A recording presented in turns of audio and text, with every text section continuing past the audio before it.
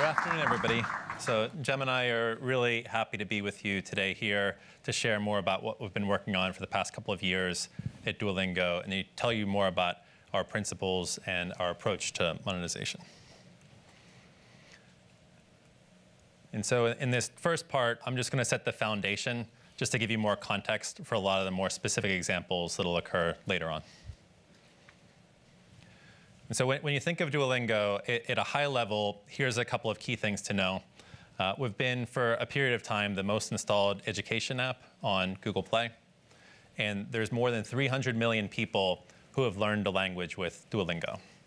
And because we weren't making money until very recently, many of those people came to us organically, almost 100% of those people. But more recently, we've built up a performance marketing team. Just to give you a sense of scale, there's about more than 250,000 people every day that install Duolingo for the first time. And what are these people doing? They're, of course, learning languages. There's 35 languages that are available on Duolingo. They're very popular languages like English and Spanish and French. They're more pop culture constructed languages. You may have seen some press around High Valerian, the language in Game of Thrones, that course has been started by more than 1 million people at this point, if you can believe that. It helps just to raise the awareness of language learning. We also offer Klingon. And then, so we do that. But for the mission of the company as well, too, we also offer endangered languages like Navajo and Hawaiian. And so there's a wide swath of languages we make available. And then more recently, as we've talked about, we've become the top grossing education app on Google Play, too. And so for us, we're a very mission-based company. Our mission is to make education free, fun, and accessible to all. That mission for us comes from our CEO and co-founder, Luis Fanon. Luis is originally from Guatemala, and so that's where his beliefs around education were forged. Education can be seen as something that creates a lot of equality in the world, but Luis's experience was different than that. When he was growing up, he saw that the people that were the wealthiest were the people that could afford the best education and get even further ahead, while the people who were poor would struggle to get any education at all, and they would be left further behind. And so when he was creating the company, he really sought to build an education product that could be used by everyone. And it turns out over the last couple of years that can actually be a really good business as well, where our mission has helped the 300 million people. It's part of why Duolingo is used by so many people. It's something where when we look at our brand sentiment scores, it's really powerful and favorable, and we get a lot of really positive word of mouth as well, too. And so our mission plays into our business as well. Just a quick look at Duolingo. Some of you may be familiar. If you're not, just here on the left is our course. So we fit all the course onto the mobile device. This is the very beginning of a course. And so the first couple of things you'll learn is a dedicated basics course, and then just greetings, some of the first things you'd want to do. Within this basics course, this is what a basic challenge looks like. And then on the right-hand side here, we're known for gamification. And so on the bottom, you'll see that this person got the challenge correct, and so we let them know that it was correct. And then we show the progress bar in terms of how much is left before this lesson is completed. And so we let somebody know that they're almost done with that lesson. And so for the Duolingo monetization journey, it started some time ago. It started off very indirect. And so originally, Duolingo was just like zero monetization in the app. Luis launched Duolingo via a TED Talk a number of years ago. In that TED Talk, he talked about our business model around translation. We partnered with a few companies, but quickly realized that translation was not a good business for us, and we pivoted away from that pretty quickly. After that, we started language testing. This is actually a product that started via an internal hackathon project, was how we created this test. It's something that continues to be an important project for us overall. It's now being used by hundreds of universities in the United States, but it became clear that that would not be the core monetization driver for the company. And so when we think about the period of modern monetization within Duolingo, that really started about 3 years ago in 2016. And we started to do a lot of testing around ads and subscriptions and in-app purchases within the core learning app itself. That's also the time that Jem and I both joined the company, and we got a lot more organized around monetization. And so this is kind of a public expression of how it's gone. It's definitely gone well, where in 2016 we did some experimentation around ads. It's not captured here, but this chart is the top grossing chart for education on Google Play. You can see that in early 2017, we entered the top grossing chart around 200. For the first quarter or so, we just had an in-app purchase that was there, and we climbed the chart. Around 2 years ago, in Q2 of 2017, we launched our subscription, and we've continued to iterate on that over the past several years. And so we've made continued progress. You can see now that we're very consistently the #1 top grossing app in education, and we're all very proud about that, while also maintaining true to the principles of the company. And so what are these people paying for? What are they buying? What's in our subscription? So for us, we make an important point that we don't charge for content.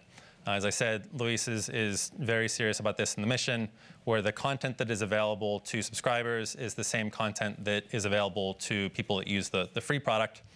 For us, that's really important.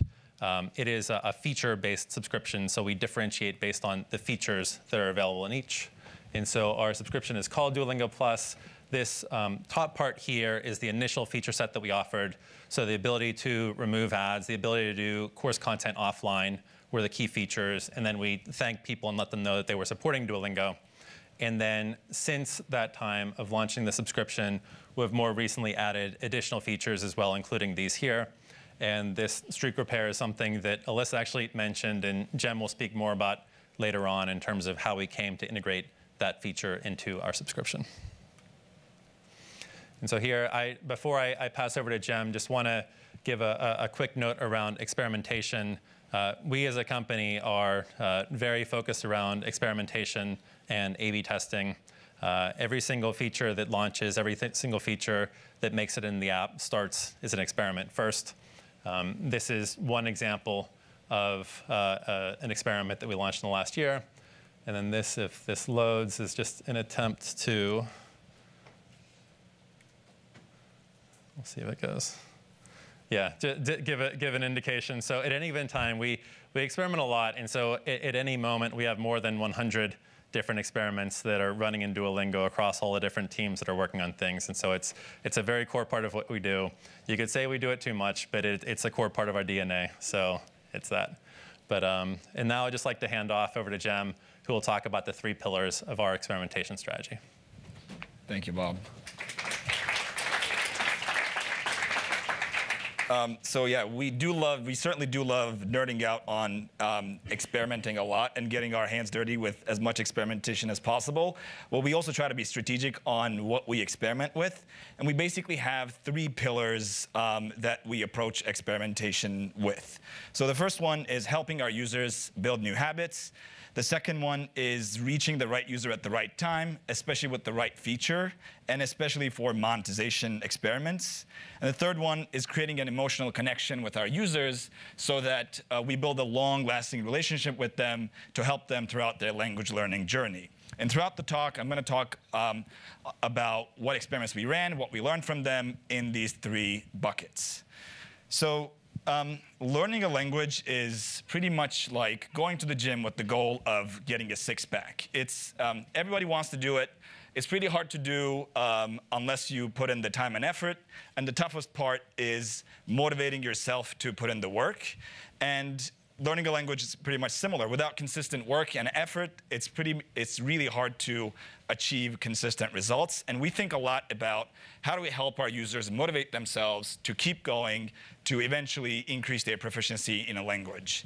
So, and one of the core mechanics that we use is the streak. The streak has been mentioned quite a bit of times today. The way it works is very similar on Duolingo. It's basically the number of consecutive days that you've used Duolingo. And it is displayed pretty prominently throughout the app experience.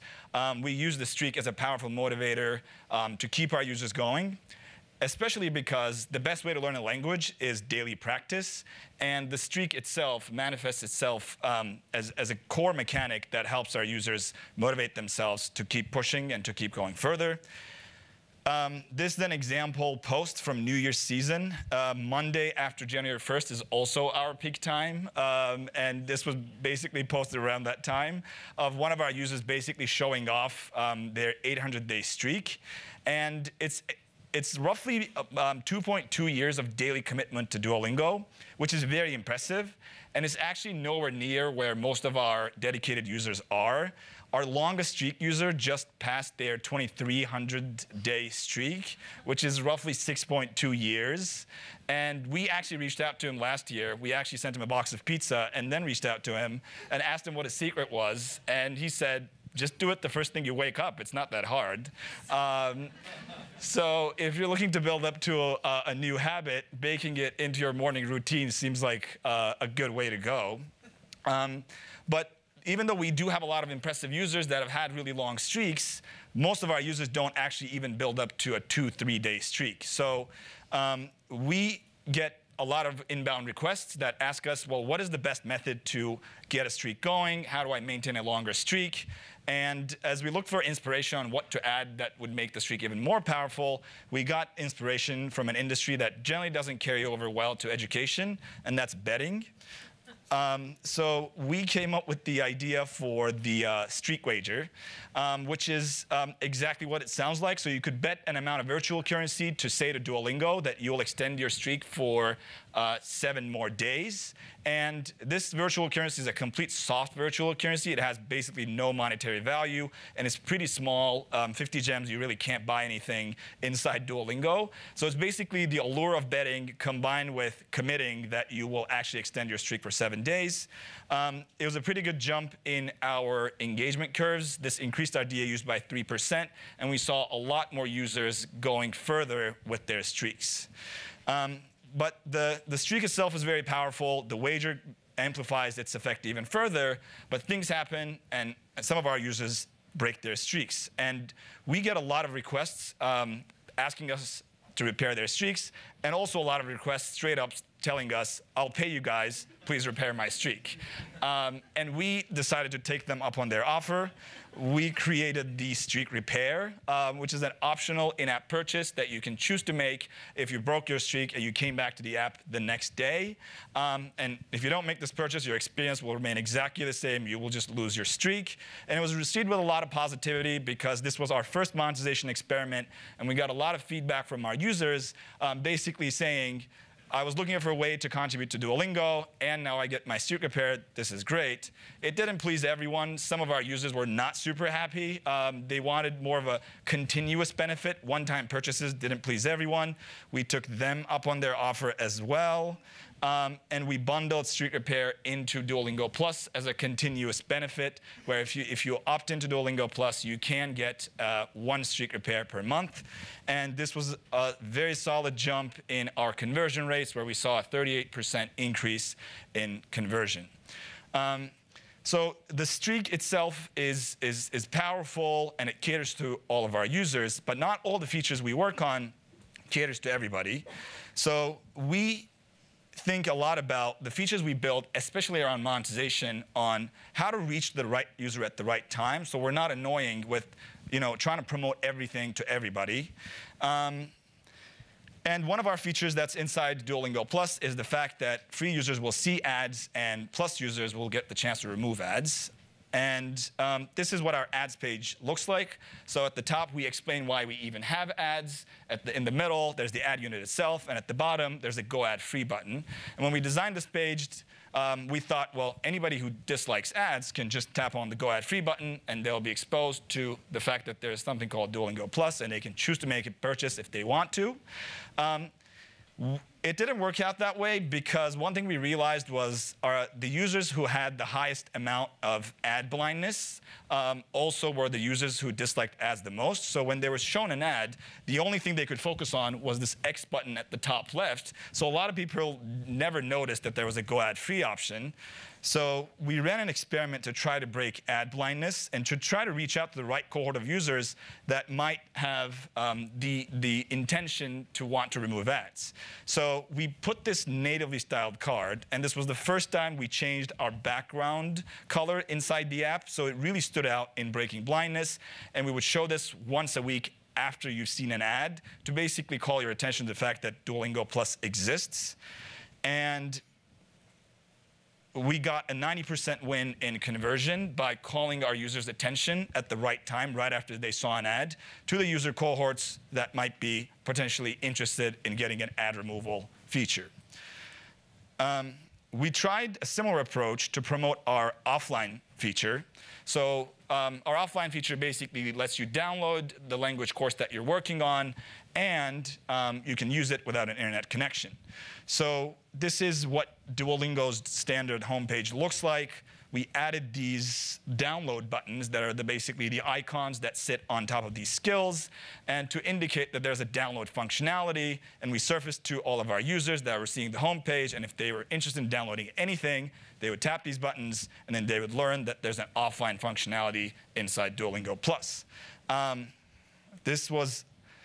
We thought this would be a major home run. And actually, it was for conversion, but it wasn't for engagement. And as we kind of user tested and we looked into our data further, one thing we saw was the buttons themselves, even though they indicated downloads, it was surfaced to everyone. So whether you were interested in offline functionality or not, if you're exploring the UI, you would tap on these buttons, and we saw users were getting confused, like, why am I seeing a paywall? They didn't quite understand why they were being surfaced these buttons. So it created this confusion, and it led to a DAU drop. And one of the principles that we have is when things are at odds, we think there's always a way where without hurting DAUs, there's a way to increase conversion. So we took that path, we killed this experiment, and we're currently still experimenting with the best way to present offline. And the third experiment in this realm of reaching the right user at the right time came out of a new feature we added called levels. So levels is basically, this is basically what Duolingo used to look like. This is what it looks like today. And the difference is our skills basically had two states before, meaning they could either be incomplete or they could be complete. So when they're complete, they turn gold. When we added levels, now they could have basically 5 different levels that you can basically have progression towards, and you get access to harder content, and you basically get the joy of leveling up individually every skill. So when we added this was a major win in engagement. We saw a 5% uplift in DAUs, and with the scale that we have, we rarely see this much increase. And this basically came from having more content in the app and creating a more independent progression for each skill that you're learning. So we added levels, and we looked for ways on how we can improve and provide upgrades to our subscribers. And there was already a lot of incoming requests on, I think anytime you provide a progress bar or a level, you will create the demand to your power users to basically go faster than everybody else and have a higher sense of progression. And they were asking us ways to level up faster than the average user. So we basically added this key icon, which as a user you could choose to opt into, and you could take a test to basically prove to Duolingo that you know all the content in this level, and you can basically short circuit the standard level progression. And we wanted to make this a limited commodity so that our level progression still made sense. So we enabled it with, you could either spend your earned gems, or you could opt into Duolingo Plus if you really want to go nuts in taking as many tests as possible. And this was also a pretty big jump in our conversion numbers, where our real power users were the ones that discovered the key icon, and they were the ones that chose to upgrade to Plus if they chose Test Out as a valuable upgrade. And the third pillar of our strategy that I'm going to talk about is basically creating an emotional connection, which sounds wishy-washy, but we ran a lot of experiments to actually add more emotion to our product. And our core emotion comes from our mascot, Duo. Please don't call him a language bird. He's an owl. He's very specific about it. But if you've ever used Duolingo, you've certainly seen Duo. He acts as your language learning coach. He's your partner, and he holds your hand throughout your language learning journey. And we give him a lot of character through illustration. So we give him a lot of emotion. We make him sad, happy. We make him cry, depending on what your relationship with Duolingo is. We animate him in many of our screens. So on a lesson loading screen, he'll be whistling and walking. in mid-lesson, if you're doing a good job, he'll come in with motivational messages, or he'll wear a spacesuit and fly you to space if you choose to upgrade to Duolingo Plus. But all of these are basically made to differentiate Duolingo from just being a language learning utility to basically creating more of a bond between Duo and our users. And we don't only use Duo and Duo's voice inside the app, we also use Duo's voice outside of our app. So this is an email that we call the Crying Duo email. This is an email that you would get if you start using Duolingo but go inactive for 30 days. This is basically a reactivation email that we say, you've been away for a while, why don't you come back? This is a pretty old email, and over the past few years that I've been at Duolingo, we've tested many variants, and we still have not been able to beat this one. So the Crying Duo is certainly a winner. And we think it just creates this emotional response that you feel compelled to come back to Duolingo to keep practicing whatever language you were learning. Another area we use Duo's voice is our what we call the passive-aggressive reminder. We make Duo sound like a pissed-off partner sending you a text. It says, hi, it's Duo. These reminders don't seem to be working. We'll stop sending them for now. This is a 7-day last notification. So we would try to bring you back through various notifications. And on day 7 of inactivity, we would send you this, and we would actually stop. So this is not a fake passive-aggressive reminder. And again, we've tried to beat this notification with many variants in the past few years, and this has come up on top every time. And we see Duo's voice resonate really well with our users. Whether we use Duo inside our apps or in our notifications, our users really connect with Duo, and sometimes a bit too much. So this is a meme that went viral recently, where one of our users took the notification and took it to the dark side. And they wrote the notification as, looks like you forgot your Spanish lessons again, you know what happens now. And then a home security alert that says your back door is open, proceed with caution. It's certainly darker than what we would have wanted to do, but definitely goes to show that the humanized voice of Duo works really well in connecting our users with our product. So to sum up, I talked about 3 pillars. So the first one was building new habits. Whatever your product is, certainly when the user first comes in, they've certainly not formed a daily habit or any habit to your product. So thinking about what features would help your users get there is very important. The second one is reaching the right user at the right time. As app developers, it is our responsibility to deliver tasteful experiences, especially when we're thinking about monetization, because it's very easy to fall into the trap of just promoting whatever monetization elements we have to all users. And then the third one is creating an emotional connection so that your product differentiates from anything else. So I talked a lot about our experiments and what we've done in the past. I'm also going to take a couple minutes to talk about what we have coming in the pipeline.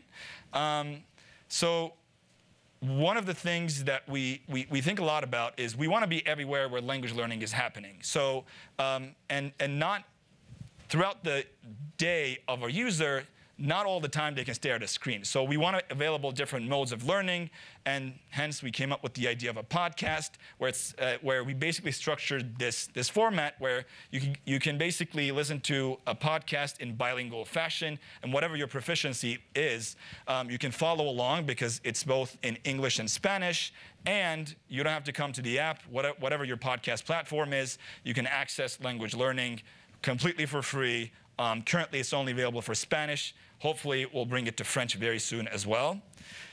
Another area that we're working on is the concept of stories. So if you use Duolingo today, all the exercises you do will be independent from each other. So you answer one question, you go to the next, and then you progress by doing so. Stories basically ties a storyline to all the questions you answer. Meaning, by answering questions, you're actually reading a story as you go along. And this is actually live on our web platform, and it has done wonders for our web metrics, and we're in the process of bringing it to our mobile apps. And then a third product that we're working on is Duolingo for Kids. Learning a language is, teaching a language to kids is, as we are learning, very different. This is a complete separate app that we are currently in soft beta phase testing for.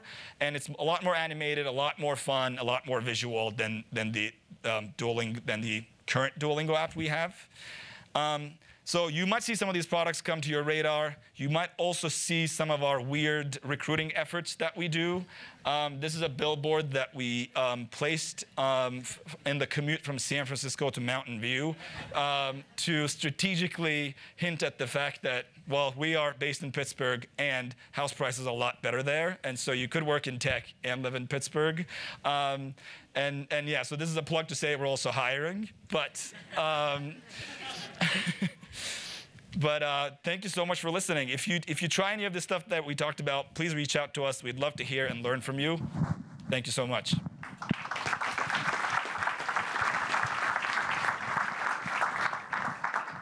Questions?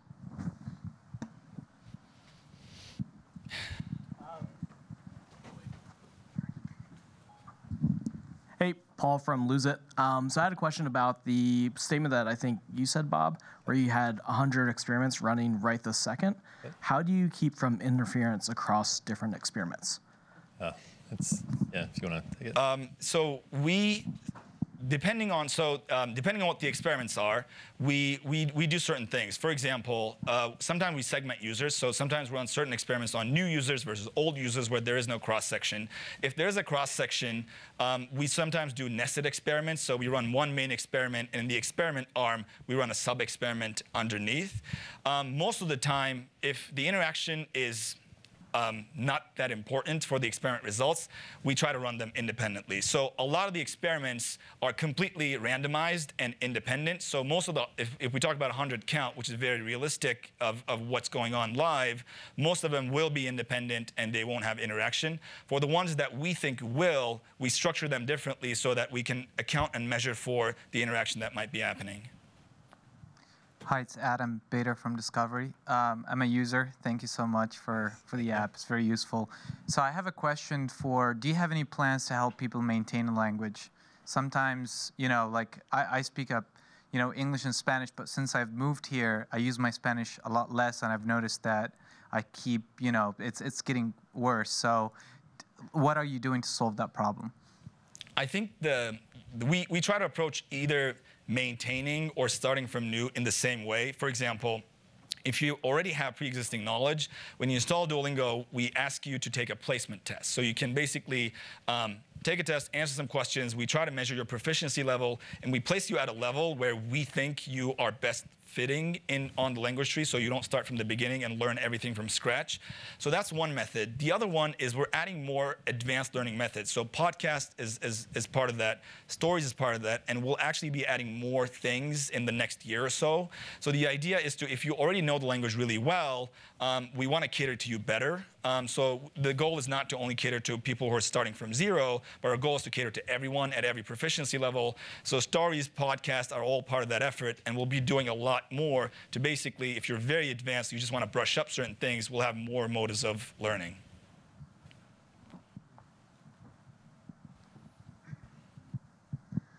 Hi, Michael from HelloTalk. We're a language exchange app. I noticed, or I think, Sam, you mentioned that when you were testing ads at first, you were showing it only to people who you thought would be receptive to them, right? So did you use some general guidelines to figure that out, or was it just based on testing it, then seeing kind of the common characteristics of people who would respond well to ads? So, well, I kind of jumped over a few things. When we were testing showing ads for the first time, we did basically the second approach that you said. I mean, we ran basically an independent test and randomized our users, treated them into seeing ads, saw what happened. But when we were deciding to show a plus promotion, that was basically, we basically tried to show it to users that would be interested, but at the end of the day, it was more self-selection, meaning we would show this natively styled card to everybody, and then users who are not interested would dismiss, and users who are interested would basically engage and learn what Duolingo Plus is. So that was basically the approach we took. So run it across an independent then sample and measure what each cohort does. Got it, thanks.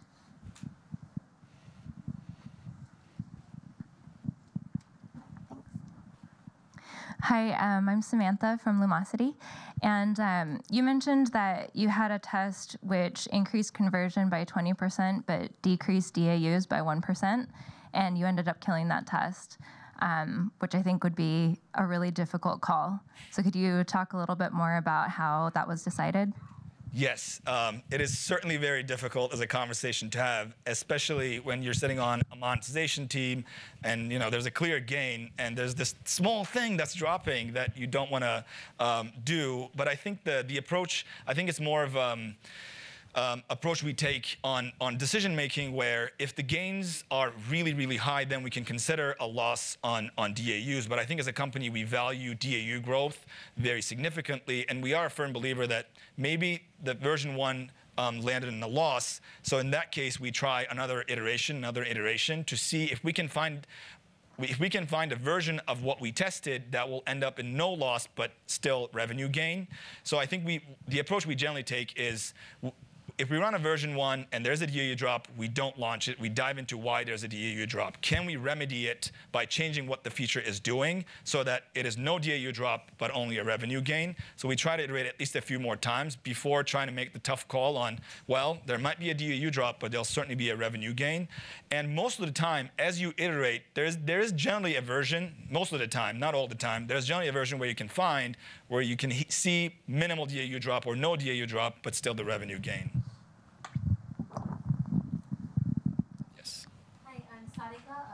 From Capital One. Now, thank you for sharing the story here. I'm actually very curious to learn a little bit more about your analytics structure around so many tests that you run. What is the mechanism of first analyzing the data and then really understanding it quickly enough to implement more tests that quickly again? Yeah, well, since we do run a lot of A/B experiments, we have in-house built tools for all of it. So our A/B experiment tool is in-house built. Our analytics tool is in-house built because it does help us basically do custom analysis really fast. We basically tailored it and improved it over time to basically help analyze things very fast. And the fact that we have a lot of users helps us get a lot of traffic and statistical significance as fast as possible. So in-house building is very expensive, but that's the approach we took, and it paid off in the long term. If I may just ask a follow-up question here. So was it how you started, or in the beginning there was a different mechanism, but you were still able to churn out so many tests? I think even in the early days, we had our own A/B experimenting tool. We did in the past use Mixpanel as our analytics tool, but over time, as our volume grew, we outgrew and we kind of built our own solution. I think we're out of time. Well, I have a mic though. Let's do one more. We got a break. But I have the mic. Paddle. Okay. Just real quick, wondering how you guys approach social and community, just kind of reflecting back on the MyFitnessPal presentation, which would seem to have some similarities. Wondering if that's part of your engagement model at all. It definitely is. I did not touch on that at all throughout my presentation, but quite a large number of our courses are actually built by volunteers, and we do have a forum that we maintain where a lot of our power users are very active on. So our community, they help us build our courses, and they are the ones that kind of also, our community is also similar to MyFitnessPal, is a motivation area to help our users help each other in learning a language. And we have a community team that certainly focuses on managing that community and growing it even further. We are also even actively trying to do things to grow that community. We started an initiative called Events. So we're organizing language meetups in certain cities. And we're also trying to organically seed the community to even meet offline, because certainly language learning is a very social thing, and we want to foster our community as much as possible for them to interact with each other and amplify the learning that they're getting.